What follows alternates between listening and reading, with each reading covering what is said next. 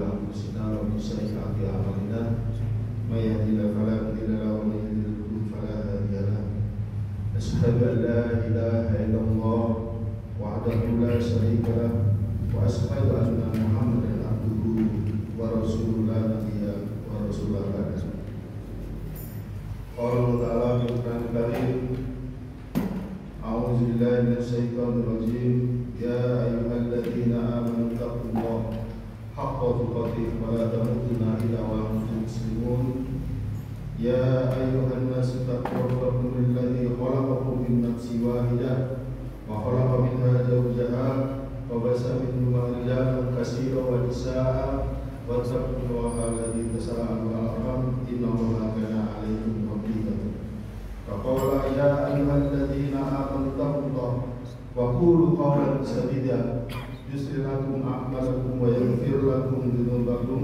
ومن يطع الله ورسوله فقد فاز عظيما أما بعد Alhamdulillahirabbil alamin.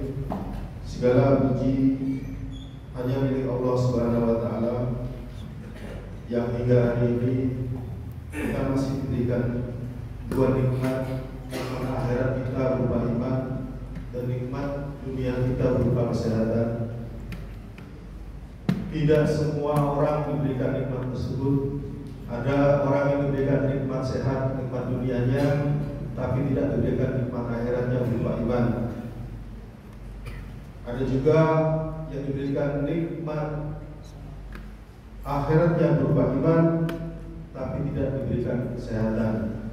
Oleh karena itu, marilah kita tingkatkan takwa kita kepada Allah Azza wa Jalla sebagai bentuk rasa syukur kita terhadap dua nikmat yang sangat besar yang tidak dimiliki oleh setiap orang. Salawat dan salam selalu bagi disampaikan pada Nabi kita Muhammad Sallallahu Alaihi Wasallam, juga pada keluarganya, pada para sahabatnya, pada para tabiin, tabiut tabiin, dan pada orang-orang yang tetap sibuk menjalankan sunnahnya. Masyaallah muslimin rasulullah, di dalam menjalankan agama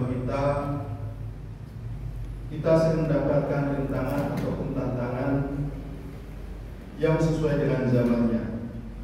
Sebagaimana kita ketahui dalam hadis bahwa saat ini kita berada di dalam salah satu fase akhir zaman, fase keempat akhir zaman yang disebut dengan mulukan jabariyah, yang memiliki tantangan yang berbeda dengan fase-fase sebelumnya. Pada fase ini ada tantangan yang cukup berat pada kita yang hidup di zaman ini, yaitu menjaga keistiqomahan, menjaga kemurnian tauhid, dan memperkuat akidah kita.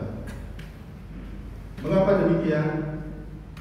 Saat ini Islam berada di dalam masa-masa kemunduran, bahkan perpecahan terjadi di mana-mana.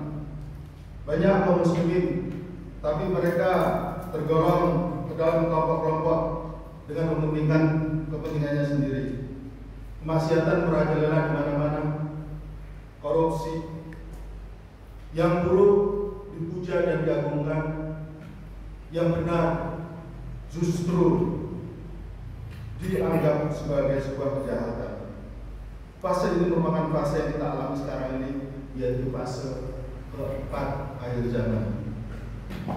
Sebagai contoh, tantangan yang kita alami terkini adalah adanya penghinaan terhadap Nabi kita Muhammad Sallallahu Alaihi Wasallam.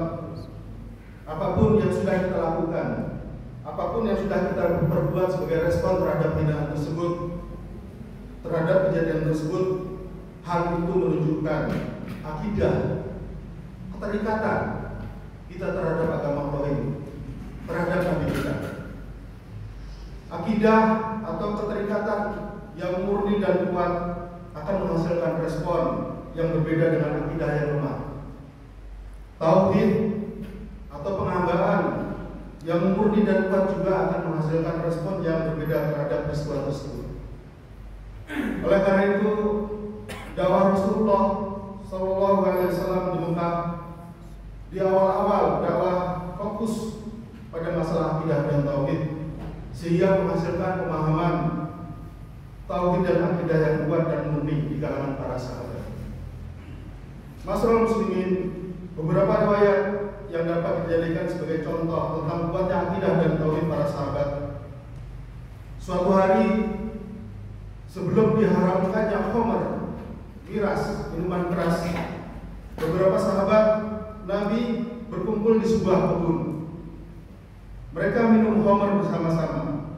Di tengah keasikan minum khamr, tiba-tiba datanglah utusan Rasulullah SAW seraya berkata, sesungguhnya khamr telah diharamkan. Hadis rawahu Abu Daud dari Anas bin Malik radhiyallahu anhu. Apa yang terjadi? Serta-merta mereka pun menghentikan aktivitasnya. Bahkan khamr yang sudah berada di mulutnya pun langsung dimuntahkan. Kemudian mereka pulang. Gentong-gentong yang berisi khamr yang tersisa di rumah mereka ditumpahkan, sehingga lorong-lorong kota Madinah menjadi becek karena tumpahan khamr. Subhanallah, begitulah bentuk kepatuhan, keterikatan, penghambaan, akidah dan tauhid para sahabat terhadap Allah dan Rasul-Nya.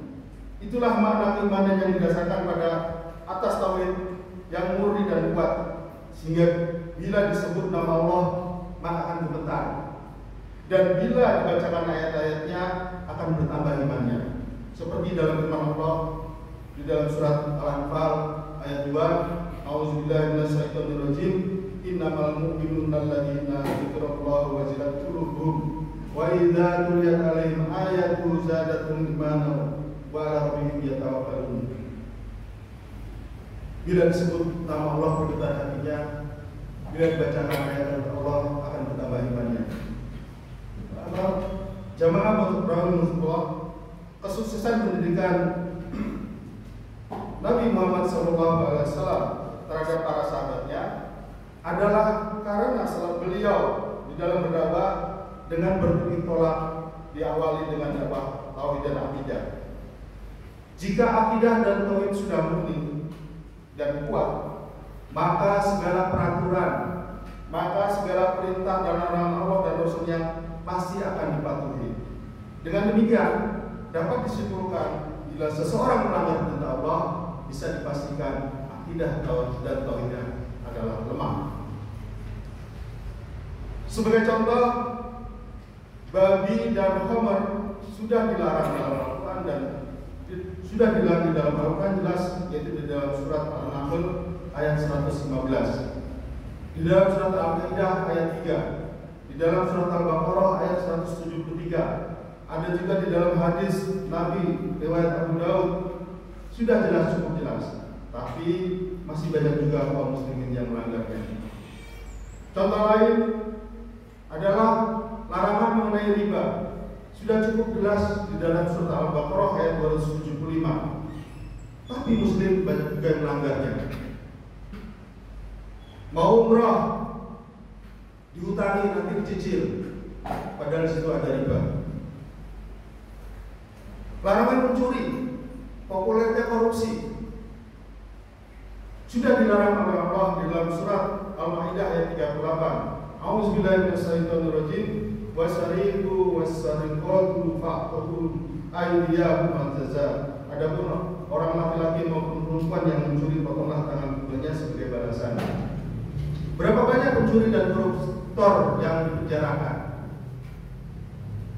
Pernah dihitung-hitung biaya operasional penjara memenjarakan para koruptor dan pencuri itu bisa untuk menyekolahkan pemuda Indonesia, ribuan pemuda Indonesia sampai dengan tingkat S2.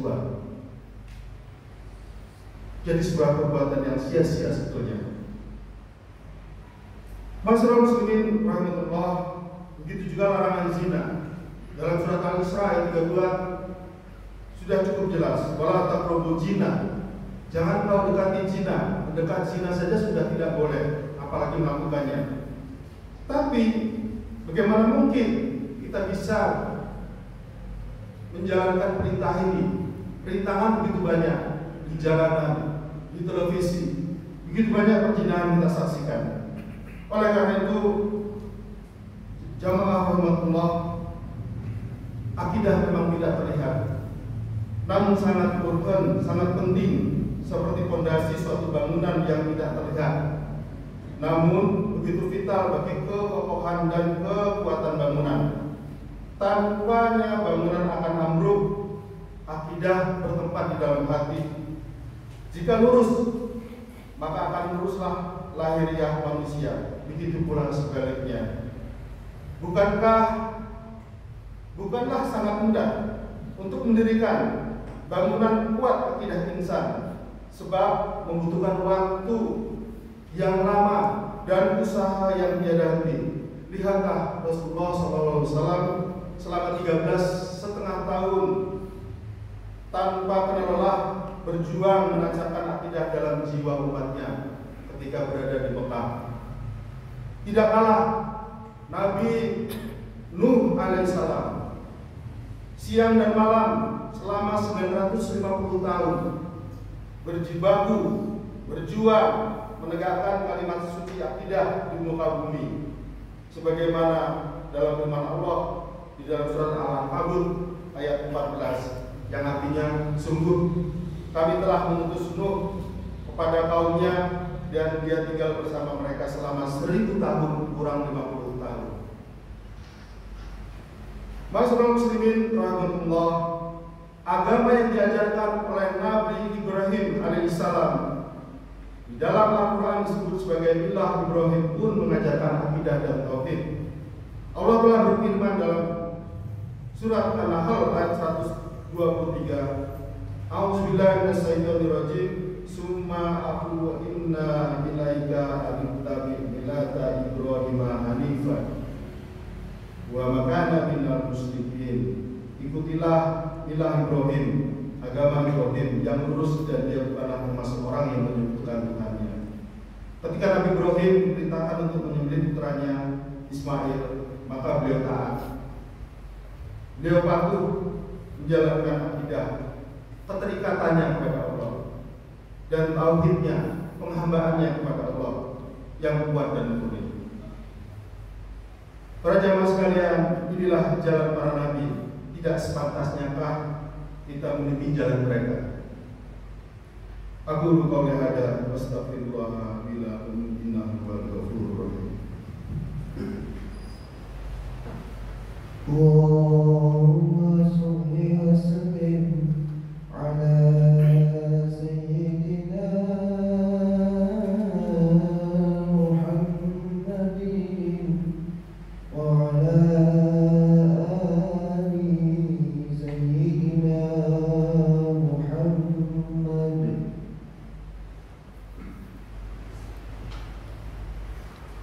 Alhamdulillahilladzi hadana li hadza wa ma kunna linahtadiya laula an hadana Allah. Asyhadu an la ilaha illallah wa la syarika lah wa asyhadu anna Muhammadan abduhu wa rasuluh. Jamaah Jumat rahimahullah, jika akidah dan tauhid telah tertanam dengan kuat dan murni pada setiap jiwa muslim, maka gerak-gerik kehidupan akan dipertimbangkan dengan syariat Islam, baik menggunakan Al-Quran ataupun hadis Nabi. Persaudaraan sesama muslim pun akan terbentuk dengan mudah. Ada contoh, yaitu sebuah peristiwa yang terjadi saat seorang ulama sedang berdakwah di negara tetangga. Suatu saat beliau ingin mencicipi buah durian yang banyak dijual di pinggir jalan. Terjadilah tawar-menawar di antara mereka.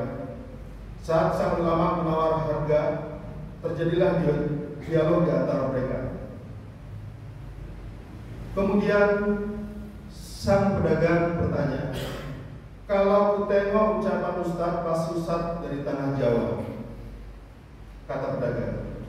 Lalu sang Ustaz menjawab, "Betul Pak, kalau Bapak dari tanah Minang ya, dari Sumatera, sebab logat Bapak seperti kebanyakan orang Minang."